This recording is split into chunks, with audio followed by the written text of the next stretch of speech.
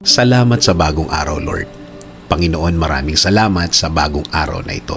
Maraming salamat sa masarap na tulog. Maraming salamat sa masarap na pahinga. Alam ko po, Panginoon, na ako'y binantayan ninyo at inalagaan ng buong magdamag. Haharapin ko po, Lord, ang araw na ito na puno ng pag-asa sa aking puso't isipan, sa aking buong pagkatao, sa aking buong araw ngayon. Alam ko po, Lord, na hindi mo ako iiwan ngayong araw na ito at patuloy niyo akong sasamahan at bibigyan ng guidance. Maraming salamat dahil ginising mo ako ngayong umagang ito at alam kong ang araw na ito ay magiging blessed dahil andyan ka, Lord. Punuin niyo po, Lord, ng kasiyahan o joy ang aking puso. Ipaalala niyo po sa akin kung gaano ako ka-blessed sa araw na ito. Lagyan niyo lagi ng dahilan ang aking kasiyahan at mga dahilan kung bakit magiging thankful po ako.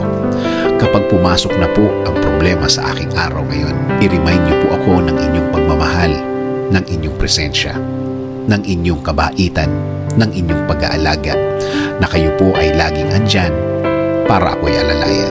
Kapag ako ay nanghihina, ipaalala niyo po sa akin na lagi po kayong andyan para ako'y tulungan, para ako'y alalayan, para ako'y alisin sa isang problemadong sitwasyon. Lord, kapag naalala ko ang aking problema, please remind me that you got me, that everything will be okay and fine. Please remind me also of my purpose.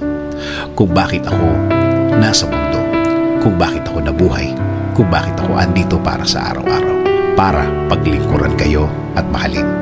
Kasama na ang mga nagmamahal sa akin at nagpapahalaga na kayo pa din ang dapat masunod sa aming buhay. Naniniwala kami sa inyong plano na lahat-lahat na gusto niyong gawin sa amin ay makakabuti sa amin, na ang lahat ng plano ninyo ay makakabuti sa aking kinabukasan at kinabukasan ng aking pamilya.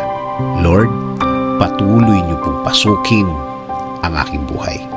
Isinusuko ko na po sa inyo ang aking araw-araw, ang aking mga gagawin at aking mga plano. Patuloy niyo kaming bigyan ng guidance sa araw na ito at sa mga susunod. Alam ko po, Lord, na ang araw na ito ay mas mabuti, mas maganda, mas produktibo kesa kahapon. Dahil ang lahat ay magbabago kapag kasama ka namin, Lord. In Jesus' name we pray. Amen.